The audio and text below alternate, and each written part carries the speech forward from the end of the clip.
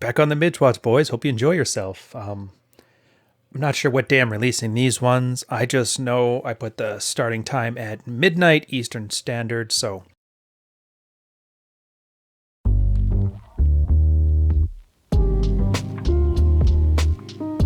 If you're sitting at work right now, enjoying those mids watches or not, hope you enjoy the stream. It's one of those great things. I used to work, and a lot of guys have been asking, by the way. So mids watch is a naval term. I don't know if it's military or just Navy, but we were on what's called a 1 and 2 watch rotation. And that is working from 8 till noon, noon till 5, 5 till midnight, and midnight till 8. Now, that midnight till 8 watch is what they call the mids watch, essentially the midnight's watch. And there's a whole bunch of nostalgia I have for it. I wish, and I mean, if there's a sailor in the chat, put the thing in the comments because you'll see it yourself. Like, you get up, usually there's a bunch of drunken stokers who have like a super time off. They get like 14 hours to do nothing but get drunk until the 8 hours before their shift starts by regulations. And they're loud and they're watching that same episode of Game of Thrones you've watched the first 10 minutes for the last 6 months. You're sitting there usually eating a combination of an old banana, over-ripened honeydew melon, saltines, and peanut butter. And if you're feeling seasick, you're probably not eating any of it, and you're just sitting there trying to keep your coffee down. And then you head up, and it's just dark. The only lights are red lights. It's amazing. All the girls that are there with you have like horrible acne, but under the red lights, everybody has perfect skin. Breeze of the ocean's blowing by. You're doing like a nice calm 12 knots. Nothing there but your red light lamp, and then just a little bit of music on a headset while you relax and hopefully hear for terrorists coming over on the radio. But so if you're not in that situation now, I want you to kind of like visualize it. Close your eyes, visualize it. Be like that sailor sitting there on the mids watch, just enjoying your task group exercise right outside San Diego, and enjoy yourself, because we're going to take a big, fat, steamy pile of coiler on top of marriage counseling on this one. So I hope you enjoy yourself. I wish I could say who started the original post on this, because the guy's since long gone, but for him it was just a basic question. He was asking for tips on finding a good therapist. He has issues he wants to work on without puking all over everybody. And obviously I'm asking for somebody who gets where this place comes from. And then he started to notice he got immediate pushback on the request. He gets it, but in a case of actual mental health issues, what does the red pill man do? Does he buck up and move on? He has things he wants to talk about. Is that wrong? Also, he has health insurance, so we'll have to cost him less than $10 an hour. I'm going to take a quick break, but just let you guys soak that one in, and then we'll start talking about Jack 10, and the Lit's actually is in this one too. I might even make an appearance. I don't remember. I'm in some of these old ones, but not all of them, so...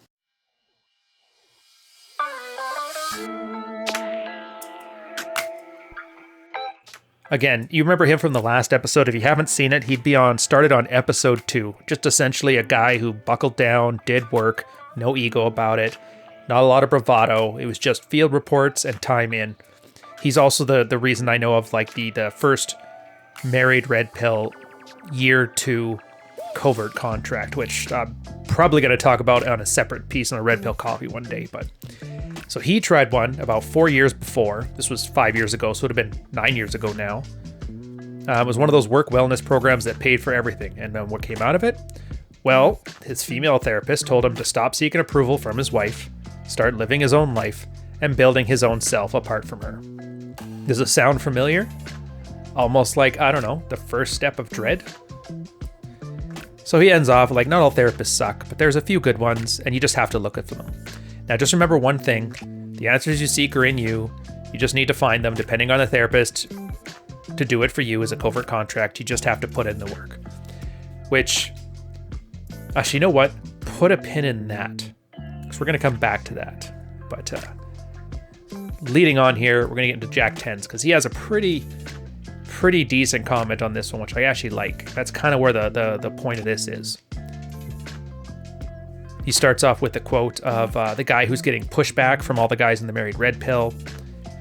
And he says, everybody telling you this is basically giving you shitty advice.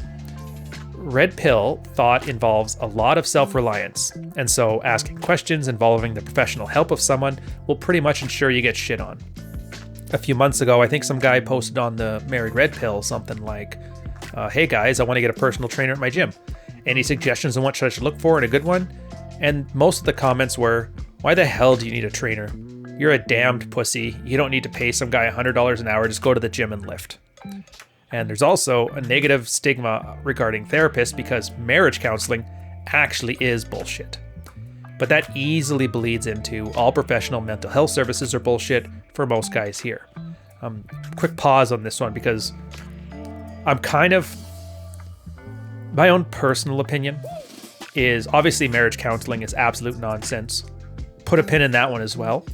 But psychotherapy, it is, remember, this was 5 years ago. So this is before the APA considered masculinity to be a mental disorder or elevating a certain transformative psychological thing. It used to be a disorder, and now it's like whatever. So the Overton window on what psychologists consider to be healthy and a disorder has changed. So right there, you're like, okay, so it's clearly not a science like medicine. Like if I take aspirin, it does this. If I get a surgery, it does this. It has a very, like while the results may be along a spectrum of health to injury, general medical science is pretty objective. Like drinking bleach will kill you. Drinking water will keep you hydrated. That stuff's all known. But with therapy, it's a bit different.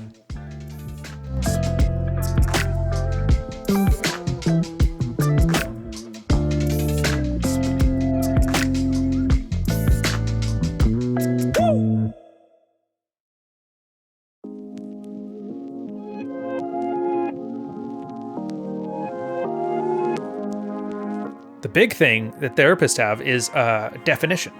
What is considered, I don't even want to say normal, but I want to say like the Overton window of healthy mental behavior. Now, some things are, tangential to that, whether you play video games or watch sports, who cares?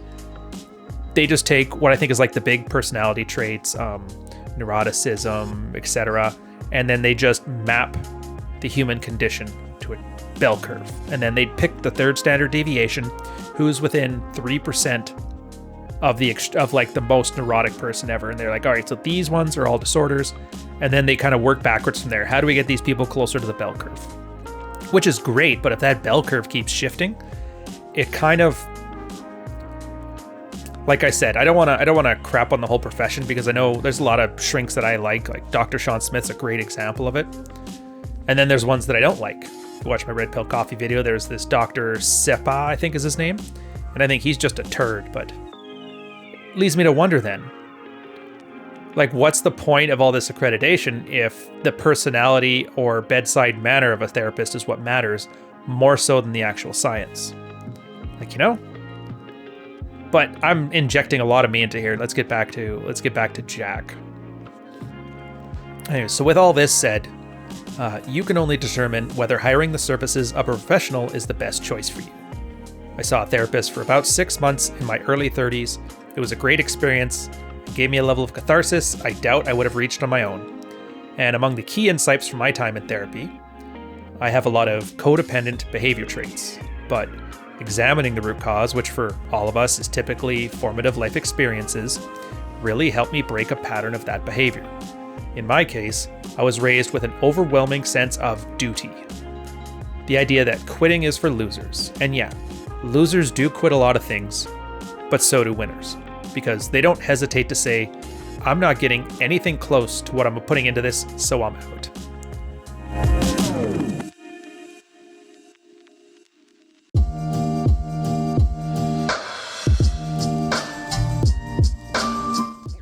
I had a sense of anxiety about doing anything outside of my comfort zone, and that involved risk. But I had honed that response over the years into indifference. Now, we think of anxiety as sweaty palms, a knot in our stomach, etc., but it doesn't always manifest this way. So my ex-wife would suggest, let's take rock climbing lessons. And I would immediately fire off a half dozen reasons why that's impractical or expensive or too time-consuming and was otherwise the worst idea ever. Now, when really, in my gut, I was just worried I would suck at it. and would spend most of my time flailing around in harness in mid-belay. I kind of want to stick on this point for a while because I think out of all parts of this show, this is the thing you kind of need to understand. A lot of guys have this anxiety-ridden fear of failure, and it's masked because the way we think of anxiety is wrong. Anxiety, I mean, technically anxiety is increased heart rate, sweaty palm, like all that fight or flight stuff that we know of already. But the thing about humans is that we're built to be resilient. And what we do as a coping strategy for anxiety is we develop all of these barriers, or I think buffers. Rollo has an article called Buffers, where he talks about how guys build up their mental models, they build up their logistics in their life to avoid the more painful parts of it. And that's what he's talking about. And I think at least half the guys that are subscribed to this channel at some point have understood exactly what I'm talking about there. Like, they have anxiety, and I tell them, like, you just approach more girls. You know, here's some things about game. Here's like to be a little bit more abrasive so you build up an emotional connection because no girl likes milquetoast guys. And everybody has a reason why that's a bad idea. It's not who I am. It's faked. I don't think it's going to work. I was raised differently. And it's all just buffers. And it's funny that Jack kind of put it into like an obvious context. Hey, just so you know, just because you have anxiety doesn't mean you're sweating up a storm. It just means all those excuses you're making are a way you've developed a coping strategy to anxiety. Moving on. The two ideas above were linked a lot more closely than you'd think. I had a pattern of getting into commitments that were a net negative in my life, so I associated committing to anything as having negative outcomes, which meant commitment gave me anxiety. But I coped with that anxiety over the years by developing a keen ability to mentally hamster it away by asking, who wants to do that lame stuff anyway? Now, I think this point is important for most men to internalize, and I'm saying this not just because it's like the catchy thing here. Literally, chapter one of Fuck Files was me exploring this idea in my own life. The day when I realized that my focus on notch count really wasn't helpful, and it was just another buffer.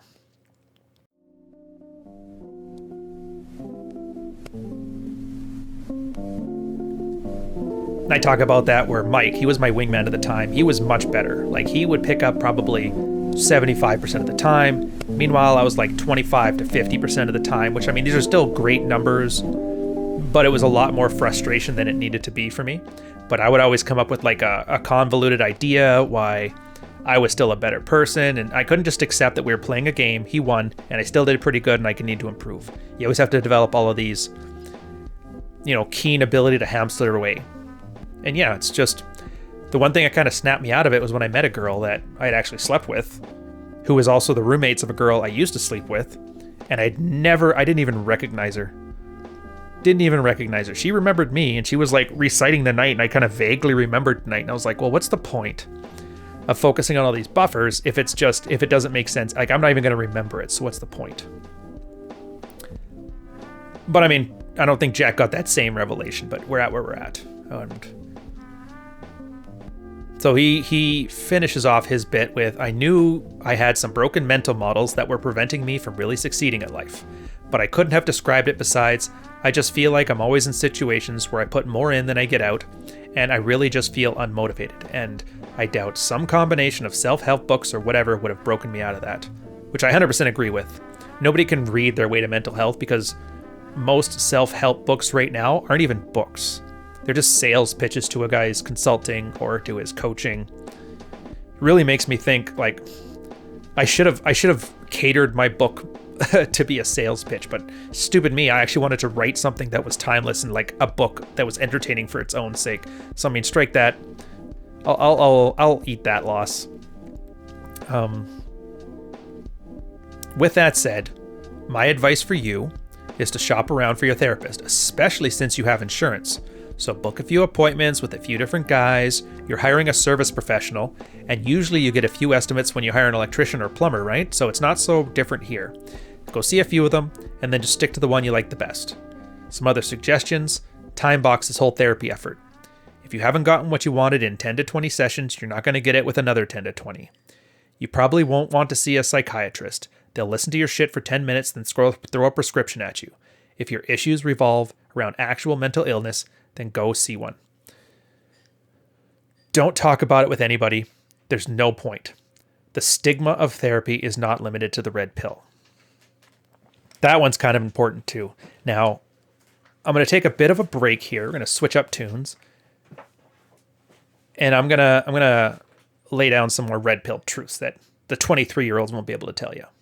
Single moms. A horrible position that's not my problem.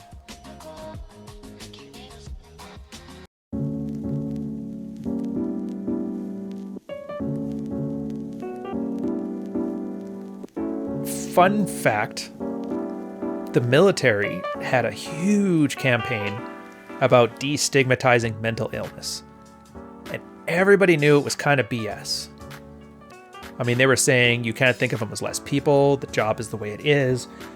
People having mental breaks is going to be part of the job. This was right around the time that Afghanistan was just starting to wind down for Canada. Well, at least as far as the news was concerned, because people were still going down there every year.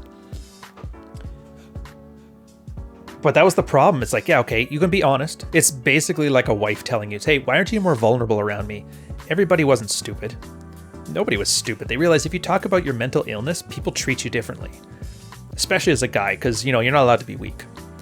So what would happen there? I mean, other guys who had experienced things, like my one buddy, Kevin, he came back from Afghanistan. He basically signed on as an infanteer. It was really nice. They had our chief of defense staff at the time, the general of the army, the whole Canadian military. He had a, if you're not deployable, you're not employable mindset.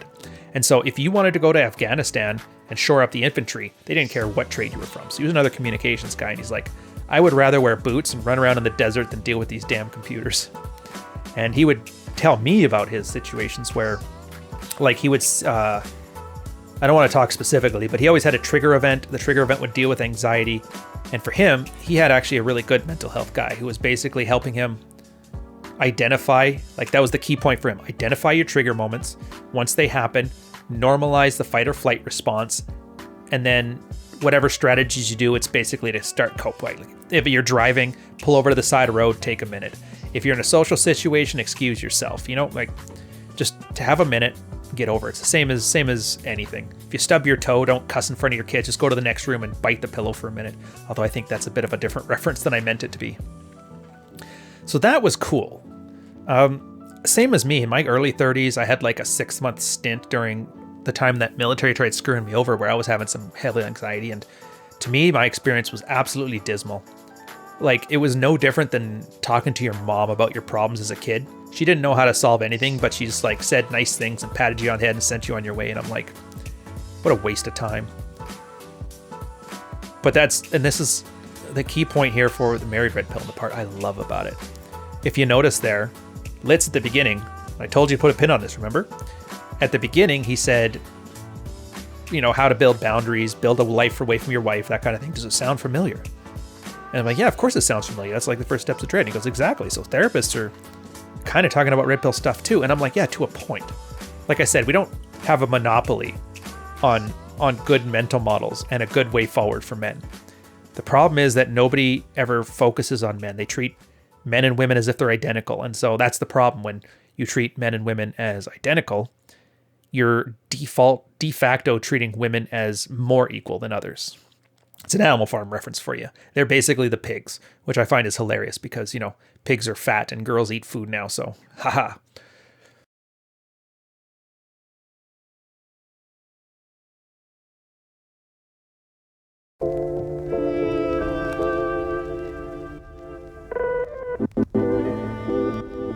But yeah, so the therapist on one side will be very good at picking anxiety triggers or horrible mental models. But on the other side, they're very bad at tactical solutions or strategic solutions for men to solve these things, which we would call like mental models.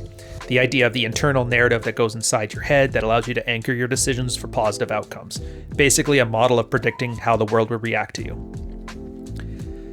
And this is the one reason why I dunk a lot on, especially like online therapists talking their stuff. Like, what was the one? Healthy Gamer, who's like a Twitch streaming guy. Absolute horrible advice. Didn't give one lick of pause. Like one of his clients. I did a video on this one. One of his clients, popular Twitch streamer, bad breakup, mentally kind of depressed, felt isolated, eventually, took his own life. Absolutely tragic.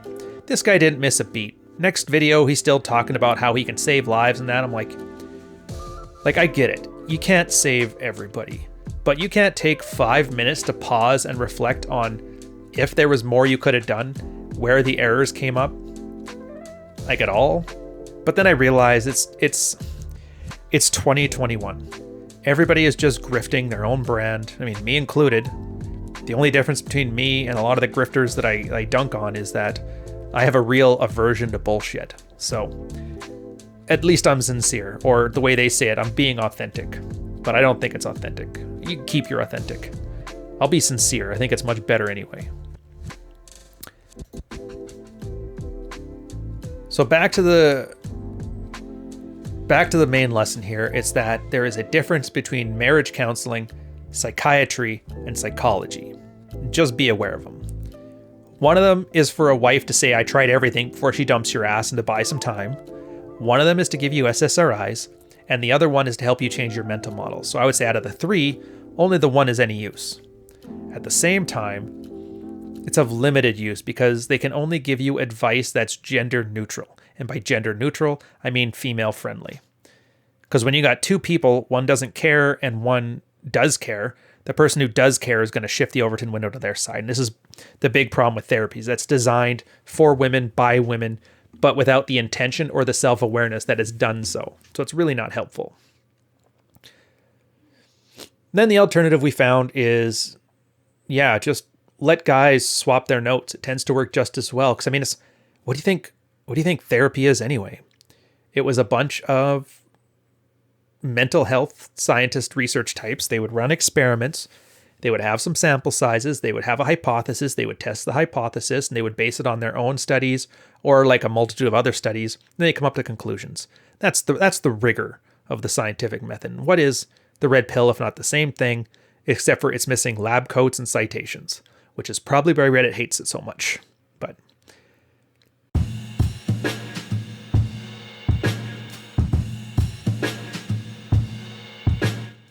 although a couple other guys in there have some pretty clever comments. They're not very nuanced, but they make me laugh. Like, good luck finding a recommendation in a place that mistrusts the whole breed. Yeah, and among millions of crows, there might be one albino. The rest of them are black. Good enough odds for me. This guy really didn't like the red pill at all.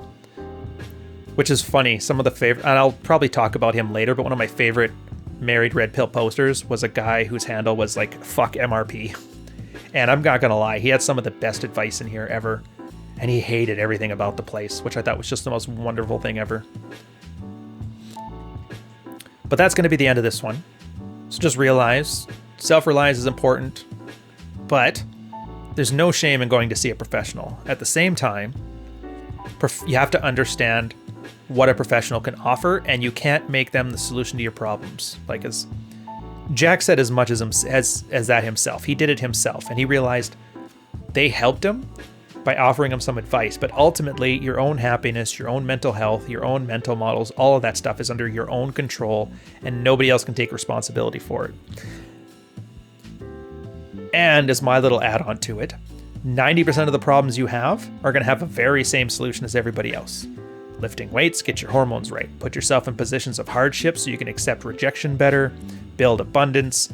Everybody just says do the work, but there's some specific things that are required in doing the work. And luckily, almost everybody who does these things will find that all of their little psychological drama will just go away to the point where you don't need a professional. Like I said, there's a reason that disorders are 3 standard deviations from the norm. It means, by definition, most of you guys don't have them. And I'll give you some examples so you know exactly what I'm talking about. Most chicks are not gluten intolerant. That's just a BS term. That's like saying red pill aware. That just means they get fat when they eat bread and they want a medical excuse, so it's not their fault. Anyways, a bit of a downer to end this one on. But thanks, guys, for sticking around. I'll catch you on the next one. Enjoy yourselves. Go get yourself some sleep. Go have yourself another coffee if you're working, and I will catch you on the next episode.